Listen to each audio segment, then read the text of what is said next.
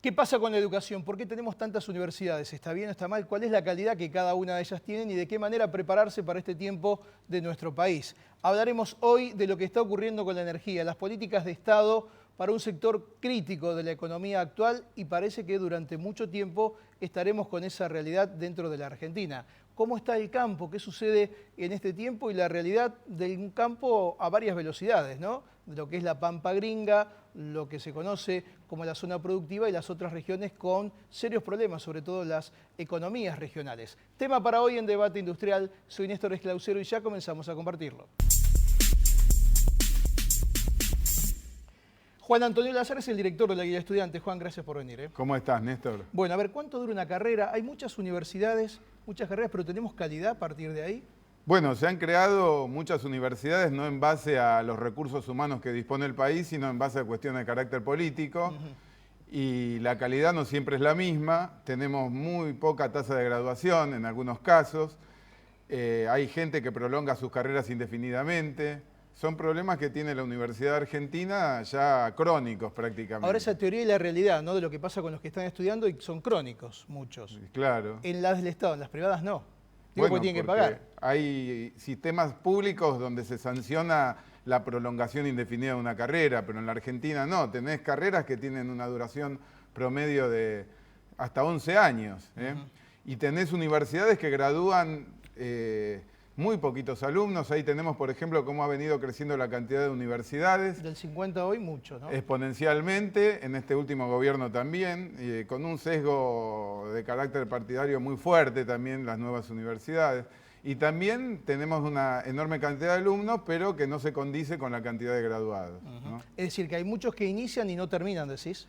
Que prolongan indefinidamente sus carreras y otros que directamente abandonan. Por ejemplo, una carrera de medicina, que en la guía del estudiante decimos que dura 6 años, en realidad dura 10 años, ¿no? Una carrera de abogacía está en los 8 años aproximadamente. ¿Y eso es malo, es bueno, es lógico porque tienen que trabajar? ¿Por qué crees que sucede eso? Y bueno, por distintas causas. La más importante es la dispersión que hay en el alumno, que pierde los 2, 3 primeros años, aprende a estudiar, ¿no? Y después hay distintas variables. El 70% trabaja y estudia, eso prolonga las carreras bastante. Y después tenés el otro factor que no hay una disciplina del estudiante, un ritmo de estudio, entonces se prolonga la rendición de exámenes finales indefinidamente. ¿Y esto es conocido por los alumnos? Digo, porque vos que das charlas, por ejemplo, para saber qué carrera estudiar y cómo orientarlos. ¿Es un detalle que contemplan los chicos pensando que quizás tienen que trabajar y que hay carreras que le van a ser mucho más extensas? No lo contemplan y los padres se asombran. Por ejemplo, muchos chicos quieren ser, me dicen, quiero ser psiquiatra. Bueno, son 16 años la duración real, porque tenés 10 la carrera de medicina, 6 entre que terminás la especialización, digamos promedio. Sí. De manera que no saben, en una ingeniería estamos en el orden de los 10, 11 años. No se sabe eso, por eso nosotros lo difundimos. Recorremos todo el país. Ahora tenemos una agenda muy cargada, vamos a estar, mañana vamos a estar en General Arenales, Ferré, Ascensión, luego nos vamos a 9 de julio, después nos vamos a Unchales, después vamos a recorrer 6 ciudades de la provincia de La Pampa con el senador Marino. ¿Y qué es lo que propones ahí? ¿Las charlas qué son? Y primero le digo a los chicos que se fijen en cuál es la economía de la región para elegir una carrera, porque la otra vez estábamos en Guatraché, en La Pampa, y el intendente me decía, hace años que no tenemos gente que sigue ingeniería agronómica, siguen cualquier carrera, diseño de moda, pero no se sigue la carrera que necesita la región. Puede tener trabajo ahí también. Ese es el problema que tenemos en Argentina, ¿no? El desfasaje que hay entre lo que ofrece el sistema educativo y lo que necesita el país. Y estamos invirtiendo mucho en universidades. Ojo que hay un mito que se dice que la educación tiene poco presupuesto. Está mal aprovechado el presupuesto, a mi juicio, ¿no? Cuando uno ve los números resulta sorprendente. Sí. Sobre todo en las públicas. Bien, entonces me decías que esta semana vas a estar en varios lugares en la provincia de Buenos Aires. Claro, General Arenales el lunes recorriendo 4 localidades, el martes también, el miércoles 9 de julio, después me voy a Sunchales, después de la provincia de La Pampa 6 ciudades y así sucesivamente recorriendo el país. Juan, como siempre, muchas gracias. Un gusto, Néstor. Pausa la primera, ya volvemos.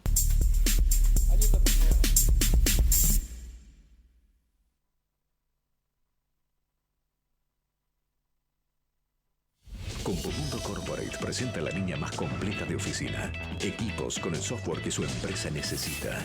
Windows 7 Professional, compatible con Tango, Becherman y SIAP. Soporte técnico, actualizaciones y software deducible de impuestos. El negocio de su empresa pasa por Compumundo Corporate. En Apart Hotel Rotuy te estamos esperando para que disfrutes de unas vacaciones únicas. En San Martín de los Andes, Apart Hotel Rotuy, diferente a todo lo que conoces.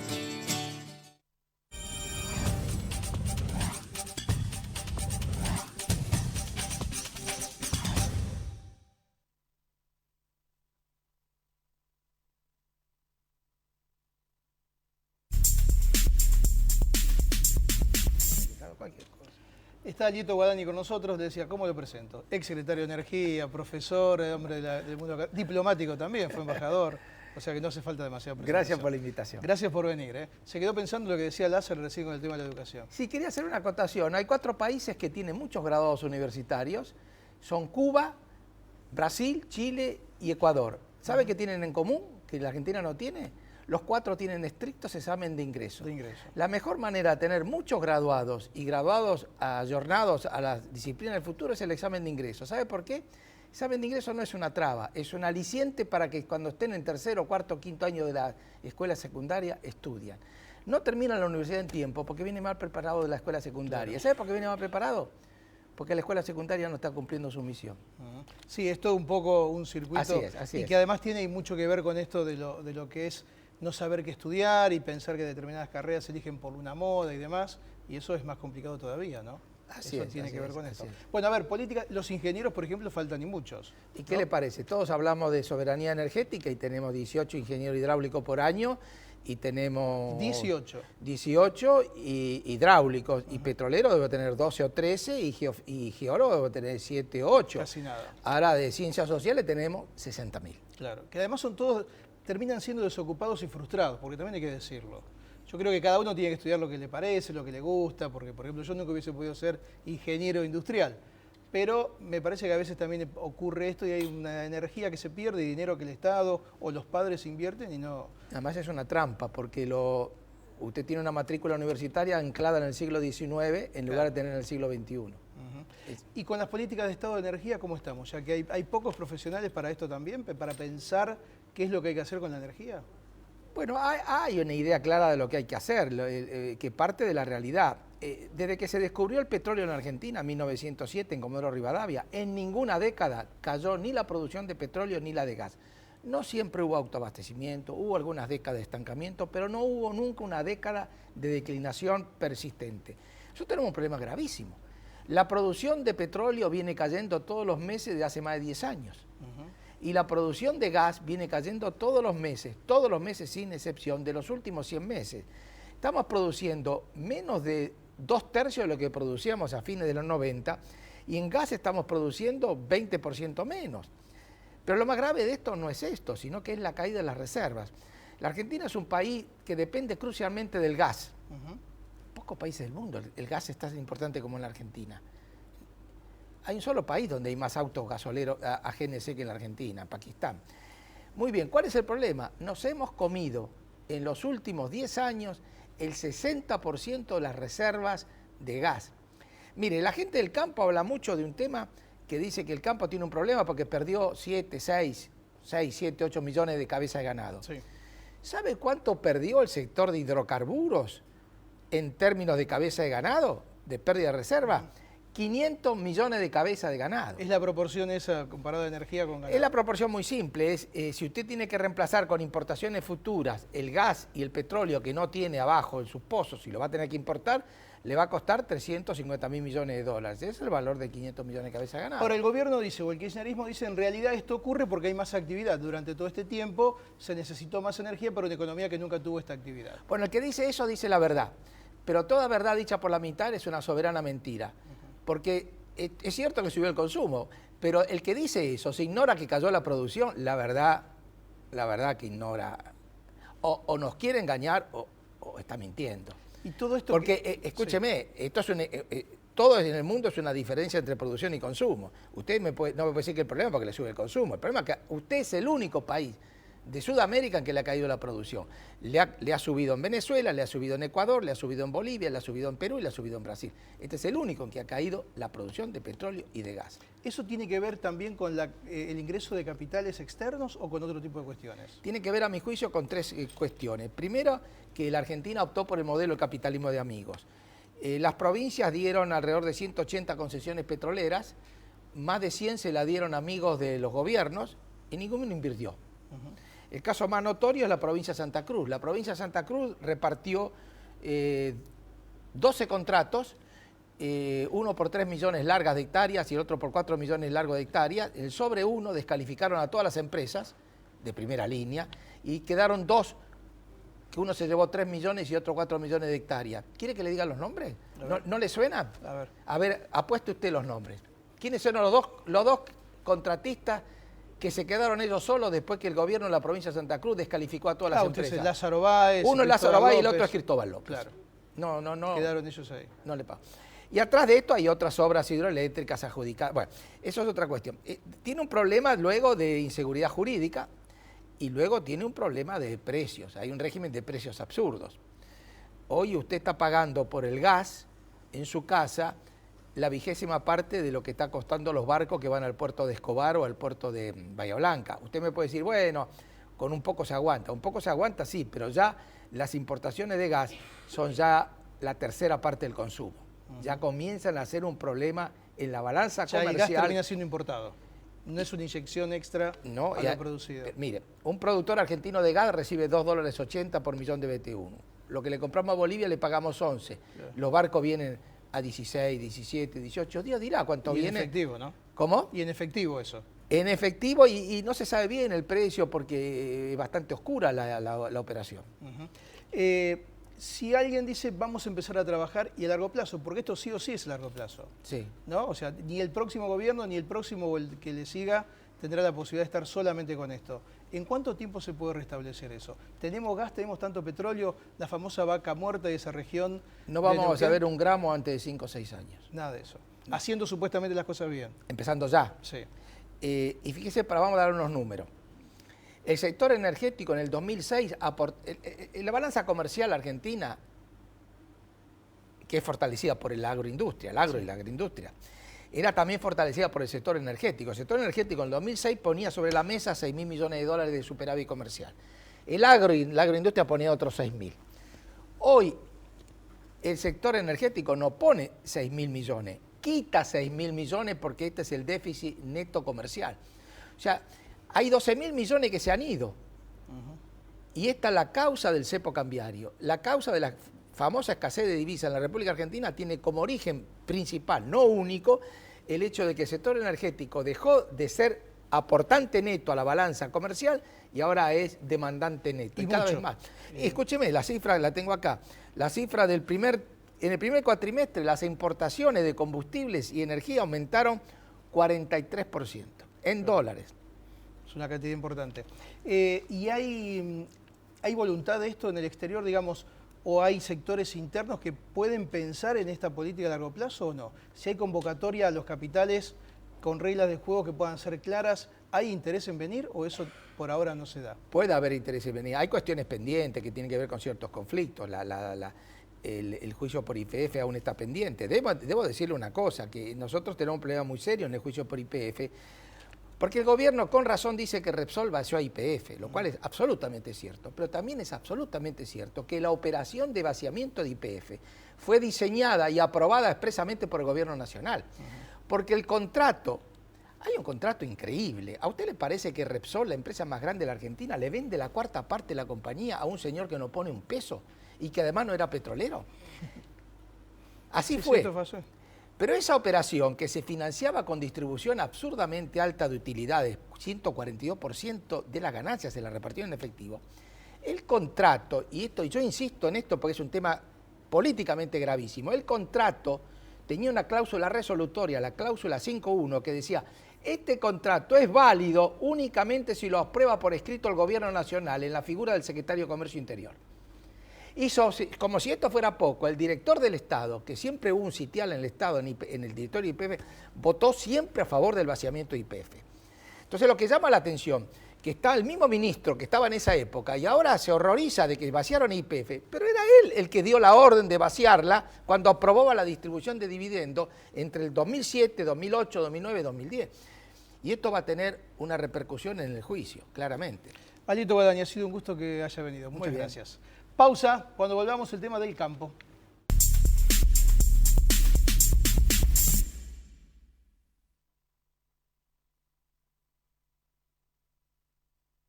Anticiparse es parte del negocio. En estas fiestas, adelantá la compra de regalos de tu empresa y aprovecha estos beneficios. Amplia variedad de productos, órdenes de compra para Garbarino y Garbarino Viajes e importantes descuentos por volúmenes de compra. Conectate con nuestros ejecutivos de cuentas. Garbarino, garantía de confianza.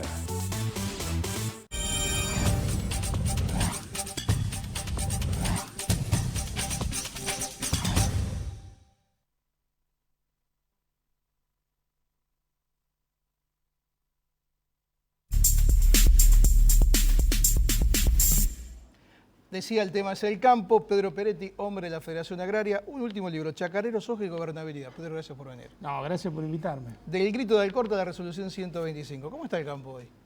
Bueno, está... Yo decía 2 o 3 velocidades ahí, ¿no? Sí, claro, es una buena definición esa. Creo que hay sectores que están con muchos problemas y tamaños de explotaciones que están con problemas.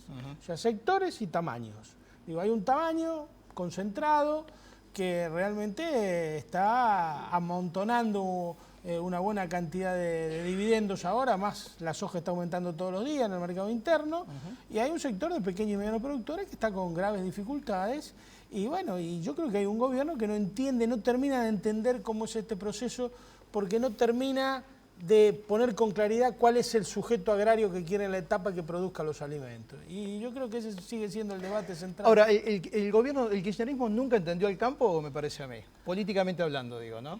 Yo creo que no sé, digo... ¿Cuándo estuvo junta la Federación Agraria con la sociedad rural? Nunca. Nunca. Pero bueno, eso también tiene que ver con posicionamientos no de tipo agropecuario, sino de tipo político. Yo creo que el debate de la política de alianza de la Federación Agraria y de la orientación ideológica de esta, de los últimos 2 años a esta parte, es un debate profundo y que merece un análisis aparte, detenido y detallado, porque creo que se han roto Está bien, todos pero los... eso es consecuencia de, digo, porque esto comenzó hace ya... Claro, allá una en cosa es la 2008. resolución 125, en donde los puso a todos en el mismo lugar, porque era una cuestión de resistir una resolución administrativa que era confiscatoria y que no tenía ninguna razón de ser.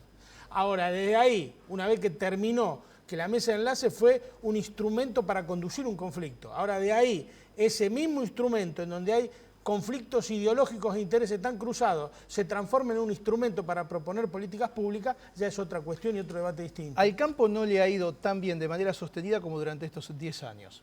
Por propios y extraños, por la devaluación, por el sector externo, por esto que nadie pensaba que iba a ser y menos que se mantenga de la manera que se mantiene. ¿Por qué crees que ese sector, el del campo, es tan anti-CAP? Porque finalmente tiene una matriz de ese tipo, aunque la última elección no haya demostrado eso. Mira, yo creo que hubo una cuestión de mucha impericia política para manejarse frente al sector. Y el Estado no hizo, el gobierno, el oficialismo no hizo política en el sector. Evidentemente no tuvo política, la única política fue agraviarlo, ponerlo todo en la misma bolsa. Cuando se dio cuenta de este error ya era demasiado tarde. Y volver para atrás es una cosa muy difícil porque, bueno, cuando se lanzan las pasiones políticas, se lanzan las cosas, después, bueno, hoy encontramos que evidentemente hoy el debate del campo está cruzado por los posicionamientos políticos de los dirigentes. Eso es objetivo porque uno ve las convocatorias que se hacen y son convocatorias de partidos políticos. Y no es el caso de la Federación Agraria Argentina. La Federación Agraria Argentina no fue creada para sacar o poner gobiernos. La Federación Agraria Argentina fue creada para discutir la renta en favor de los pequeños y medianos productores. Y bueno... Hoy eso cómo está, esa relación cómo es, hay mayor concentración.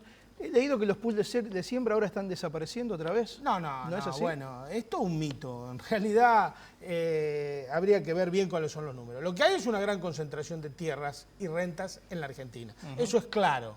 El tamaño de la concentración, bueno, acá tendría que haber un censo agropecuario que lo venimos pidiendo hace tiempo. El último que se hizo en el 2008 fracasó, no se pudo terminar, sus resultados no se dieron, se gastaron más de 30 millones de pesos y no están disponibles. A mí lo que me parece que acá lo que hay que ir es a relevar seriamente 2 cuestiones. que necesita la Argentina. Primero, ¿quién es el dueño de la tierra? No solo extranjero, sino nacional. Segundo, hay que discriminar entre los productores agropecuarios activos y los productores agropecuarios rentistas. Exactamente igual que lo que está discutiendo la Comunidad Económica Europea ahora. Es decir, el que tiene la cheque y la alquila al que lo trabaja. Por supuesto, porque si estamos planteando una política pública diferenciada, la situación de ellos dos son distintas. Porque acá hay un error en el diagnóstico. Acá se dice esto es la continuidad del menemismo, y no es cierto.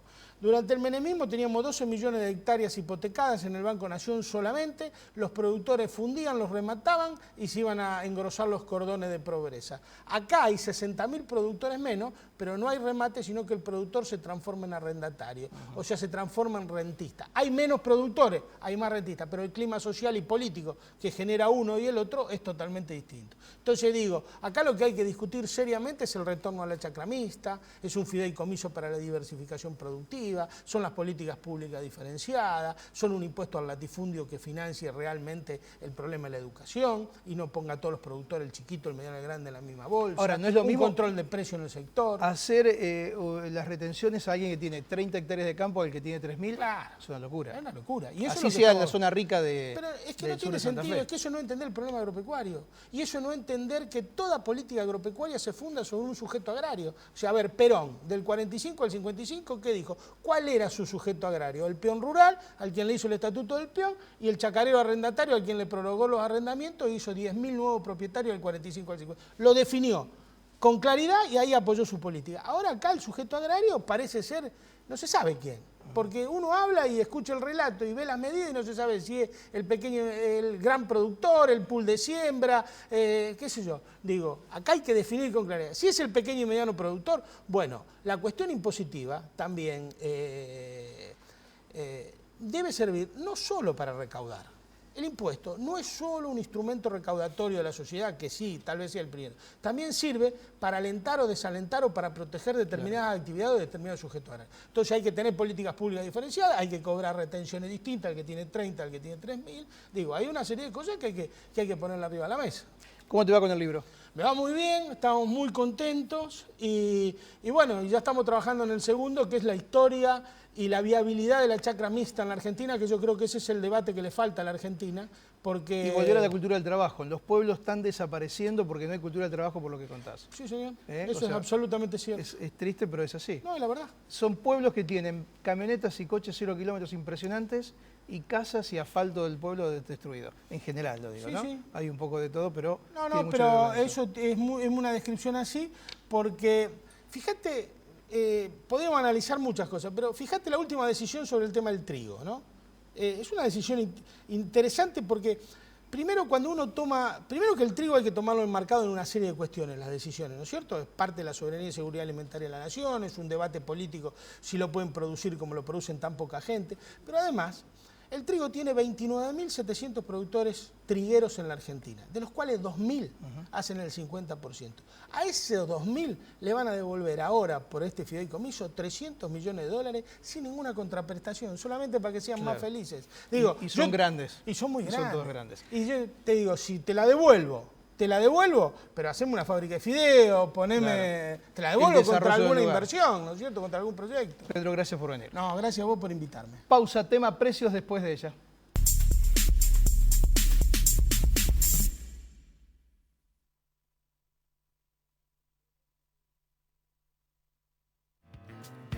Para las próximas vacaciones, los hoteles Howard Johnson ofrecen promociones especiales. 0810 122 4656. 0810 122 4656. Howard Johnson makes you feel at home.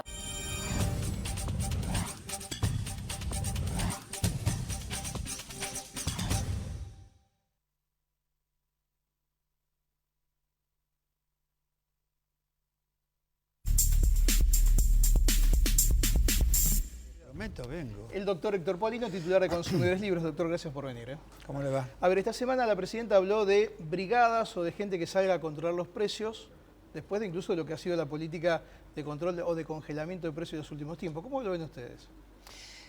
Mire, con preocupación, porque existen los organismos públicos especializados en este tema, tanto nacionales como provinciales y municipales. Deberían instarse a estos organismos públicos a que cumplan debidamente O sea, que con el su Estado función. cumple ese rol. Es el Estado el que tiene que cumplir ese rol. Y las entidades de defensa de los consumidores, que son entidades consagradas por la Constitución Nacional, que tienen rango constitucional, que además están preparadas para hacer este tipo de tareas. Es más, se las persigue a las entidades de defensa del consumidor, como a Consumidores Libres, que fue sancionada arbitrariamente por hacer un control de precios.